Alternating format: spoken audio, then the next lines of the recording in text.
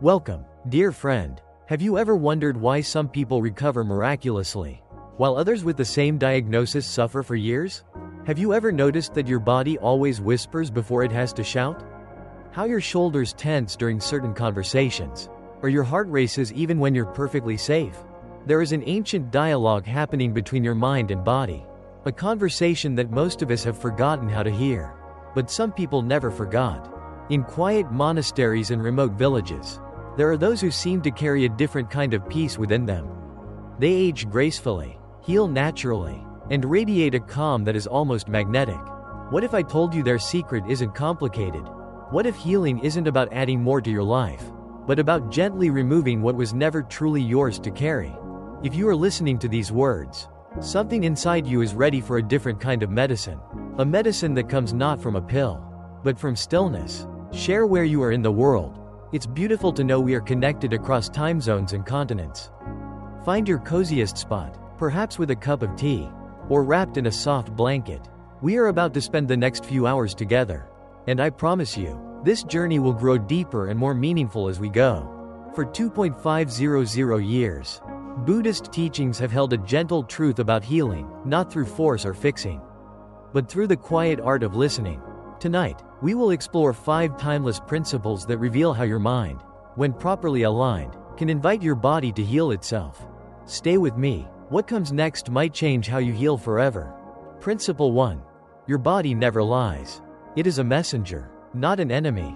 The first principle the ancient masters discovered is both simple and profound. Why do your joints ache the most after arguments? Why does your stomach twist into knots right before a difficult conversation you've been trying to avoid? These are not coincidences. Dear friend, your body isn't malfunctioning. It is speaking a language older than words. Most of us were taught to silence these whispers. We reach for pills to quiet the tension, for distractions to numb the unease. But what if these sensations aren't problems to be solved, but messages to be heard? Let me share a story you might find familiar. There was a woman who carried an invisible weight in her chest for nearly 4 years. Not exactly pain, but a pressure, as if something heavy was resting on her heart. She saw doctors, changed her diet, tried supplements. The tests all came back normal, but nothing felt normal. One quiet evening, after a long day of searching for answers in all the wrong places, she finally sat still. No goal, no fixing, just breathing, and out of that stillness, a memory she hadn't touched in decades surfaced: the loss of her father. Unprocessed grief, in spoken words. She wept, not like a dramatic movie scene, but quietly, with dignity, as if her body had finally been heard. A miracle happened the next morning. The tightness had softened. It didn't vanish completely, but it no longer screamed. It had been acknowledged, and that was enough to begin the healing. 2.500 years ago, the Buddha taught us something profound. Pain is inevitable, but suffering is optional. This means the body will experience discomfort, but when the mind resists it, labels it, fears it, that is when suffering arises. Here is the turning point that most people never hear. Healing doesn't begin when you do something. It begins when you stop doing and start feeling. When you stop asking, "How do I make this go away?" and start asking, "What are you trying to show me?" Think about the last time your back tensed up. Were you carrying more than just groceries? Consider how your stomach responds to certain people, certain conversations, certain memories. Your digestive system doesn't just process food, it processes life. In Zen, we do not rush to fix. We learn to listen, because sometimes, the pain is not the problem.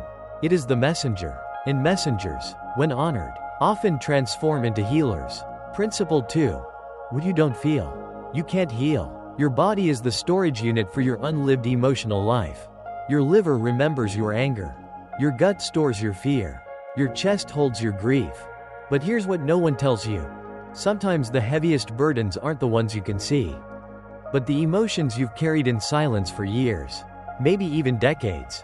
In Zen, we don't bypass emotions in the name of peace. We sit with them, we bow to them, because what you don't feel, you can't heal. And what you avoid emotionally, your body will eventually carry physically.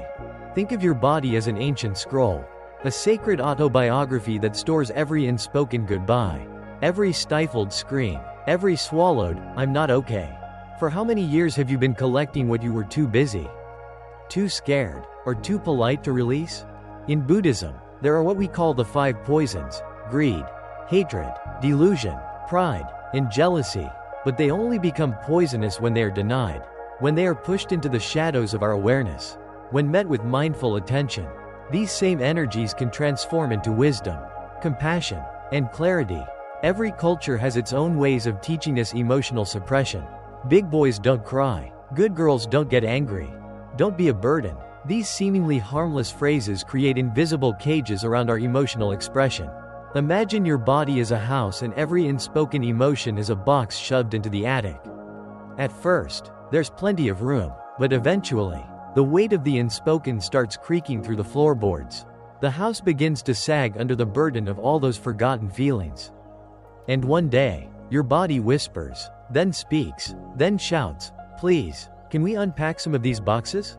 I'm tired of carrying what was never meant to be stored forever."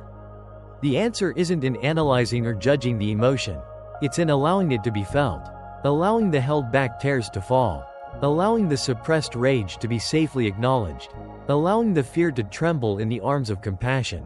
When you do this, something miraculous happens. Your energy is no longer trapped in the exhausting work of suppression and becomes available for healing, for joy, for presence. Principle 3.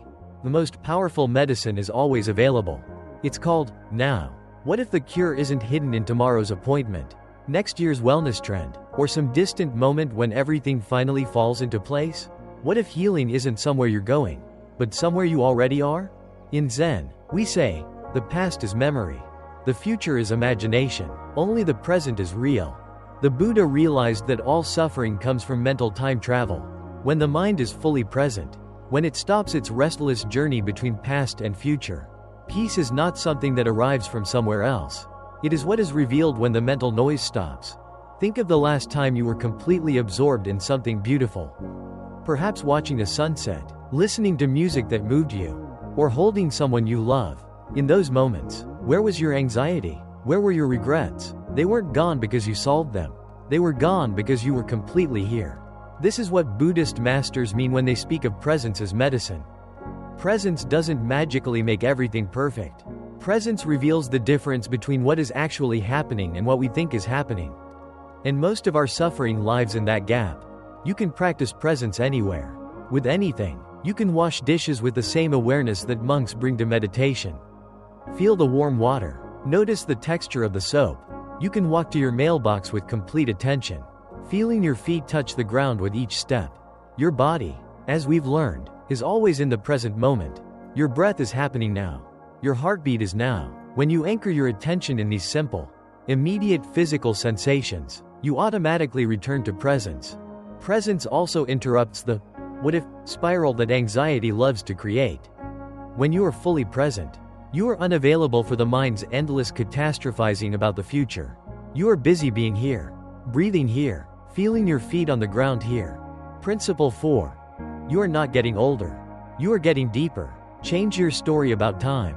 Have you ever noticed how a child bounces back from a fall, but an adult recovers slowly from a disappointment? The pain of growing older doesn't come from your body, but from the stories you've attached to it. In our culture, we are conditioned to worship youth. But in the Buddhist understanding, impermanence is not something to fear. It is something to bow to. Look at a tree in autumn. It doesn't grieve the falling leaves or resist the changing seasons. It releases what no longer serves, trusting the natural rhythm of life. Aging, in this light, is not decay. It is a return to essence, to clarity, to what truly matters. The real suffering begins when we resist this natural unfolding. When we tell ourselves stories like, "I shouldn't feel this tired," or "I look so old." These inner narratives don't just drain your joy, they actually affect your biology. When you repeatedly tell yourself you're falling apart, your cells are listening and responding. Instead, what if your story was, "I am ripening like good wine"? What if you told yourself, "I am accumulating wisdom like interest in a spiritual bank account"? When you know your time and energy are precious, you become more selective about how you spend them. You stop performing for audiences that don't matter and start living for what does. You're no longer trying to be impressive, successful, or right. Finally, you are just trying to be real. And being real, you will discover, is the most attractive thing of all. The wrinkles become a map of all the joy you've experienced. The gray hair is evidence of the stress you survived. The slower pace becomes an invitation to notice the things you missed when you were rushing through life. Principle 5. Purpose is medicine. Find a reason to heal that is bigger than yourself. The fifth and final principle holds the most transformative truth of all. People don't die of illness, they die of hopelessness. They don't fade away because their bodies give out. They fade away because they have forgotten why they want their bodies to keep going. In Buddhism, there is a teaching called right livelihood. It's not just about your job, but about the energy behind everything you do. It's the understanding that when your actions align with your heart, when your days serve something larger than your immediate comfort, peace follows naturally. And that peace, dear friend, is profoundly healing. But let me be clear, purpose doesn't have to be grand, public, or impressive to others. Purpose can be as quiet as wanting to teach your granddaughter how to bake bread the way your grandmother taught you. It can be as simple as keeping a small garden because you love the way the morning light touches the leaves.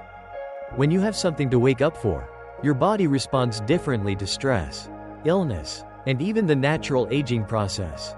When your days feel meaningful, your cells seem to remember that they, too, have meaningful work to do.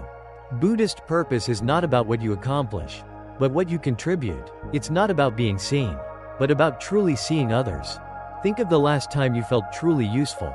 Perhaps it was comforting a grieving friend or teaching someone a skill you had mastered. Remember how your body felt in those moments. The aliveness, the energy, the sense of being exactly where you belong. That is what purpose feels like in the body. Not like a burden, but like coming home. And if you feel lost, start with the smallest possible act of service. Hold the door for someone. Compliment a tired-looking cashier. Send a text to a friend you haven't spoken to in a while. These small acts remind you that you have something to offer, that your presence matters. Conclusion: you are not a problem to be solved. As we end this journey together, let's pause and feel what has shifted within you. You have learned that your body speaks a language of wisdom. You have discovered that emotions, when welcomed, become allies. You have touched the medicine that lives in the present moment. You have seen how the stories you tell can set you free. And you have remembered that purpose, however quiet, breathes life into every cell. The Buddha taught that healing happens not when we fix ourselves, but when we remember our inherent wholeness. You are not a problem to be solved. Dear friend, you are a mystery to be lived, a presence to be honored, a gift to be shared. Carry this peace with you now, into your days, into your relationships, into whatever challenges or joys await. Remember that healing is not a destination, but a way of walking through life, gently, consciously, with love for the being you are and the being you are becoming. May you be well, may you be at peace, may you remember your wholeness, and may your healing ripple out to touch every life you encounter.